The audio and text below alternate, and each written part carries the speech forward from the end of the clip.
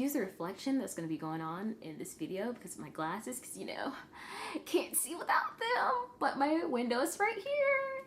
Yep. Hey friends, family, welcome to my channel. As you know, my name's Centricia Johnson, which people call me Sandy, and this is my YouTube channel where I'm here to like flood the gates with you for school and all about school and like studying and tips, and basically this is mostly going to be this channel's about. And I'm very excited because today is July 1st. You know that means 2 years ago. That means I had like a month until high school was my senior year, so this is a great way to start the back to school season. And not only that, here to talk to people who might be out there who are going to college instead of high school, and things that might be helpful to know and no one told you, or you had no idea, and you're just out there on your own. Might be a first generation college student. Anyway, today's video is going to be my freshman experience at Georgia Southern University and some things I wish I known and some tips that'll be good for incoming freshmen who may not know these things, because even if you're on campus, you may not know some of these things that I experienced or whatever. So this is going to be a great help for you. If you're going to Georgia Southern University like I am, your freshman year, this video is for you. Let's get into the video. I have my phone right here. I'm looking down at the bottom of it. Got my notes up. We're just going to get started and talk about this wonderful school. First thing that's on the list is the campus. Like I said, I go to Georgia Southern University. You might be going to that as well. The campus I'm going to is located in Statesboro, Georgia. I've heard there's 2 other campuses, there's 3 in total. There's one in Statesboro, Hinesville, and Savannah. There's 3 out there. I just know about the Statesboro one. Campus is like really nice. It's really big. It's kind of intimidating the first time because it's really huge and it's outside, and it's not a commuter school, which is basically a school, you know, you drive to and you kind of can drive to your classes or like nearby your class or around your class. It's kind of not like that. You are allowed to have cars, but you have to buy like this parking permit, residential, your dorms, or like other spots around campus. So that's something to look out for. Like I said, the campus is huge, it's intimidating, it's really big, but I wouldn't say don't let that get you startled or like stray you away, because when you get there and you start walking to class, you'll actually notice that everything around the campus is about 15 minutes away for a walk. And if you have to go somewhere a little bit further away, we actually have bus systems. We have 3 bus systems in total. We have the Sweetheart Circle one, a gold one, and we have the blue one. It's really huge, but you do have transportation there. So most people don't really look out for, that's the weather. Now, I am born and raised in Georgia. I'm originally born in Atlanta, Georgia, so I know southern heat. I know southeastern summer heat, weather, pattern, season, all of that. But if you're someone like me who is not a local to Statesboro, who's like, can be any other part of North Georgia, like mid Georgia, but if you are around like Statesboro as far as like the Savannah area, you'll be fine. You know what's up. But for people like me, I didn't know what's up as far as the heat. When I got down there, it was cool, whatever. And the thing that's kind of, it doesn't click in at first when you start going there, is the weather and how you need to dress for the weather. When I first went down there and I had like morning classes or whatever, I didn't have any afternoon classes around this time. It was so freaking hot. It is a new type of heat from going to like Atlanta weather to Statesboro weather, which is like a 3.5-hour drive. You're in the same state and everything, but just that little distance alone, that roughly like 200 miles apart, roughly, I believe, it is extremely hot and humid. And me personally, I sweat a lot. I will burst in sweat, like poof. It looks like I walked in rain. It looks like I got poured on. It is so freaking hot down there. I don't ever believe when I went down there that we like topped the 100s or anything, at least not to my knowledge of my fall semester going until August and September, you know, those warmer months. It never reached 100-degree temperature, anything like that. But still, the humidity alone was an issue. And me, I don't go outside back in Atlanta. I just stay in my cute little house, you know, living my best life. So I really wasn't preparing for shorts or like sandals at least. I have a pair of leggings and that's about it, but you need to prepare for the heat in Statesboro. Get you some comfortable sandals and get you some shorts. Get you a tank top, anything that's like loose fitting, light clothes, you know, all that summer wear that people tell you to wear. You need that.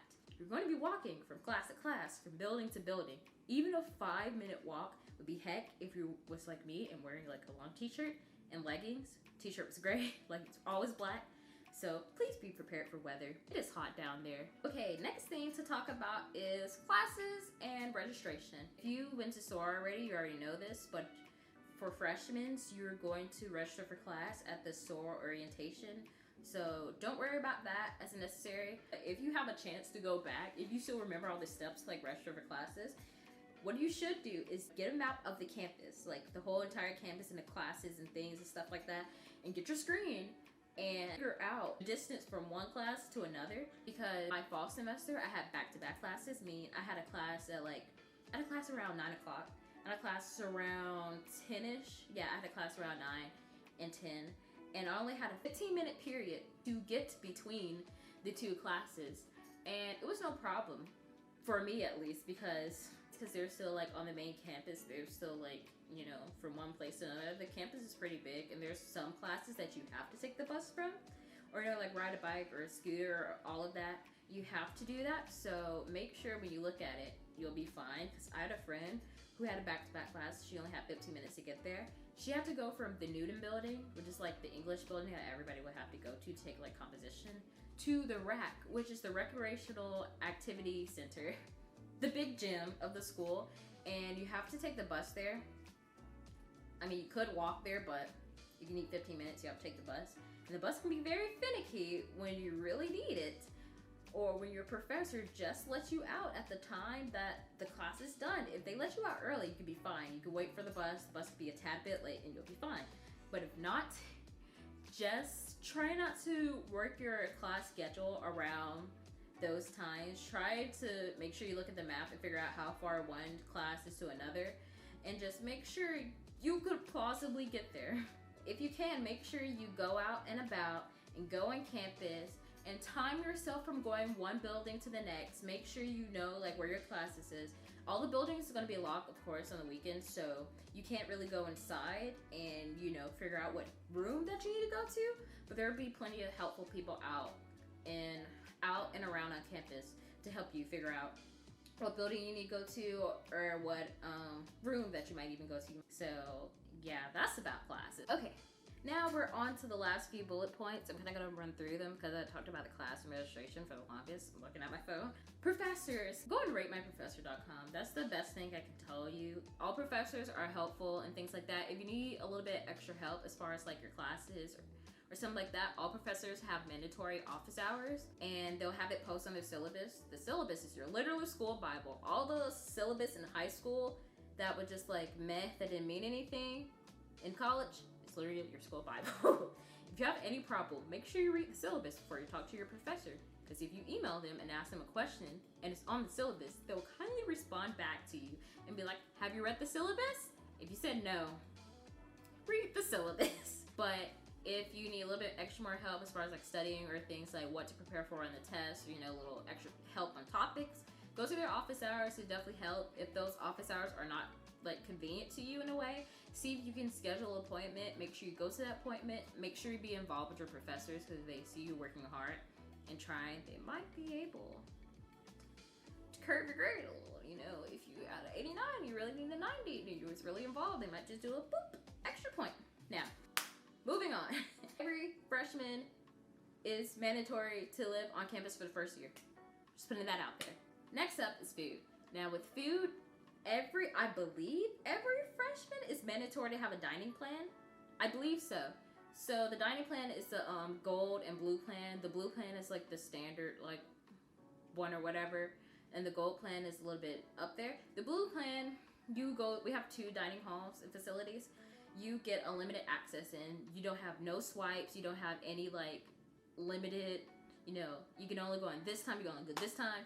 You just go in when it's open. You go there, it's like 6 times, 7 times. You literally run in there and get an apple and you'll be fine, and you can go back in.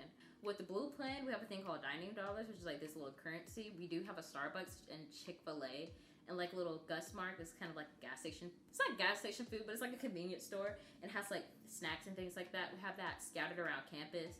And we have some other things too. I forgot. We have like a little cafe in the library. So you can go that closes pretty early, so you get that. You only get $100. It's not reusable to the next year, so make sure you use all your 100 or next semester it's gonna disappear.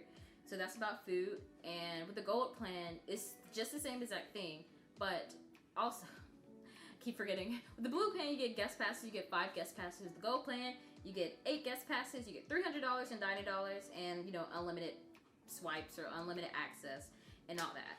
That's about food. Now, this concludes my video today of my freshman experience and little tips and things that you might not know heading to Georgia Southern University. So I hope this helps a lot. In a sense, I kind of rambled, especially about the campus and the weather, but those are like 2 big deals that no one ever talks about. I didn't find out until I busted in there and just was sweating. So make sure you check out for that. And make sure you come back to my channel for more videos. I'll be posting every Monday, and I'll vlogs very soon, which I'm excited about. But I'll be posting school-related videos every Monday, tips and things like that, and all of that nature, and a little bit personal life stuff in the vlog. So that's it for today's video. I hope you like it. Other than that, that's all I have to say. Thanks for watching, and I'll see you next Monday. Doing peace signs, it's kind of weird, it's unnecessary, but so bye guys.